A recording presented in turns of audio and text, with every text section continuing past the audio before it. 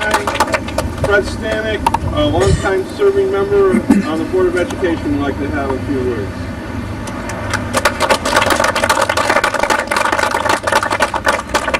Thank you, Steve. I would just like to mention this evening that I wholeheartedly endorse Paul Roy as first selectman, as our next first selectman of the town of Seymour.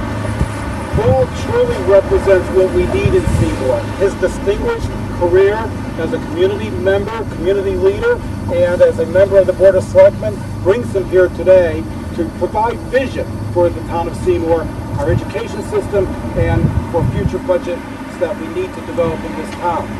Paul is our leader, our future leader, and he's here today at this location as a member of the Chatfield-Lopresti Building Committee to represent what Seymour is about. The future of Seymour is embodied in this school building project. Not only that it's providing a new school for our community, but it shows vision, because this was really a visionary project of which Paul is a part, to take the two schools, combine them into one, and to build a better future for our children, who will be our future leaders, just like Paul and be our next first selectman. I know he's going to work hard, and I know that he will lead us into this next decade and through these difficult times. He has the vision to provide us with a better future, a better Seymour. Paul, best of luck.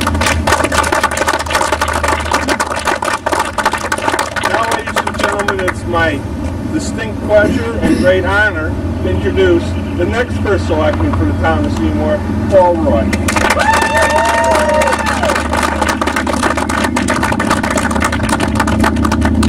Thank you so much for all those kind words.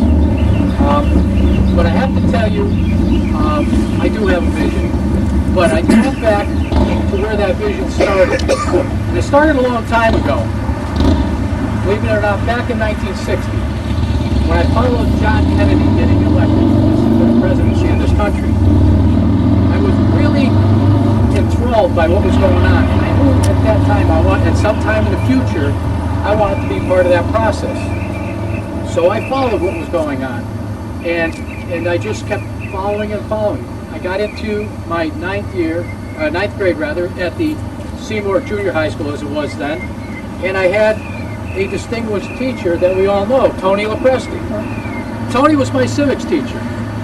He taught me civics like you wouldn't believe as far as I was concerned. I learned so much from Tony and so much I remembered throughout my life. Tony did a great job. Then, that same year, I was elected treasurer of our class. Part of the vision. I knew I wanted to be part of the process. I got elected treasurer of my class. Then we moved on to the junior year. At the end of my junior year, I was selected to go to Boy State.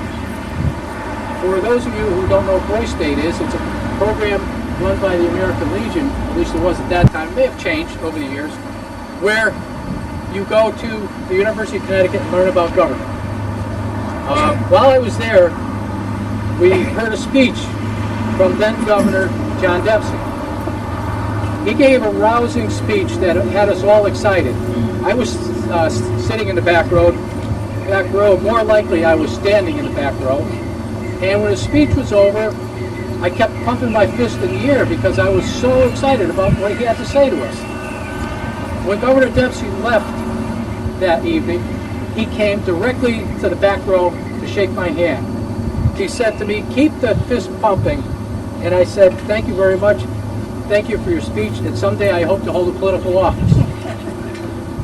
So, moved on a little further into my life. The senior year in high school, I was elected president of the student council. Again, knowing that I wanted to be part of this process that elects people, to get you to represent people, and I enjoyed that very much. I went to college, and after college, I went into the Postal Service. For you, those of you who don't know, the Postal Service prohibits you from running for office. It is called the Hatch Act, where a government employee cannot run for an elected office. So for 33 and a half years, while I worked in the post office, I was not able to be involved in local politics. Well, when I retired, that changed.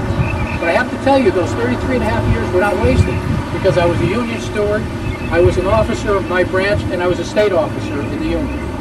So I was still involved in this process, and probably the vision is all coming out that I want to be elected to an office. I keep having this feeling in me that I want to take part in things and be elected and represent people.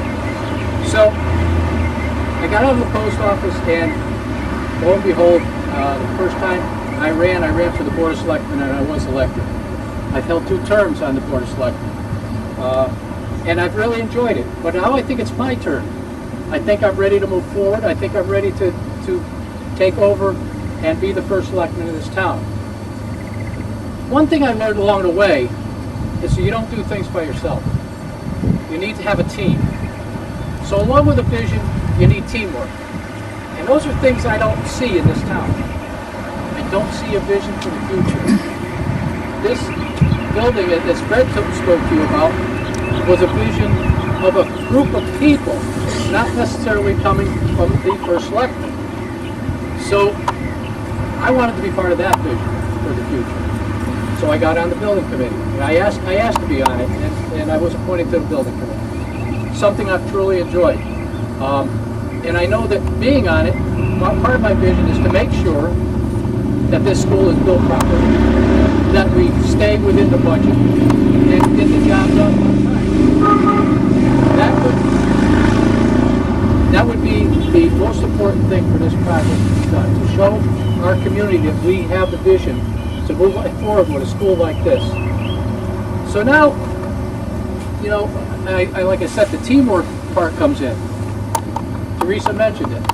I'm looking forward to working with Teresa. We made a great team when she ran for state representative. And as you know, Teresa's doing a terrific job. But she could do so much more if we had a Democrat first selectman. There's so much to be done in this town. She has gone out to look for those things, and she doesn't always get overwhelming support from the first selectman's office. We need to support these things. Teresa has a good head on her shoulders to try to find answers to the problem. And that's what I want to do, find answers to the problems. And I want to put people in the right positions to help me find those answers. Because one person doesn't do it alone. You need a team. So, I'd say to you tonight that we need to move forward. We need to elect a new first selectman. We need a first selectman with vision. We need a new first selectman that is not afraid of teamwork. And this is what the goals of this campaign will be. Vision and teamwork. I hope that you will all support me and support this campaign. We have a lot of work to do, and it's going to be a long 6 months. But at the end of the day, we can say we did our best, and we're going to lead this town and into the future with a vision. Thank you.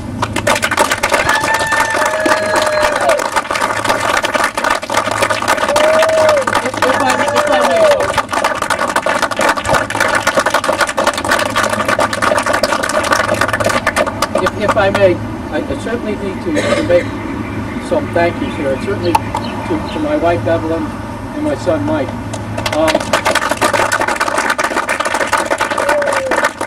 As many of you know, Mike is graduating Friday night, so he's got the future in front of him, and maybe he's got a vision for what he needs to do.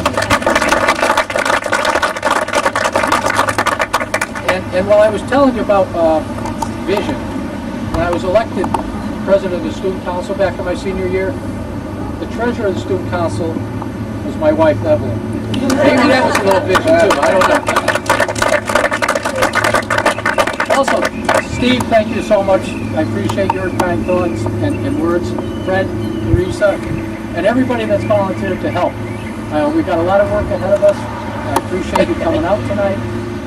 It's going to be a good campaign, and we're going to come out on top. Thanks.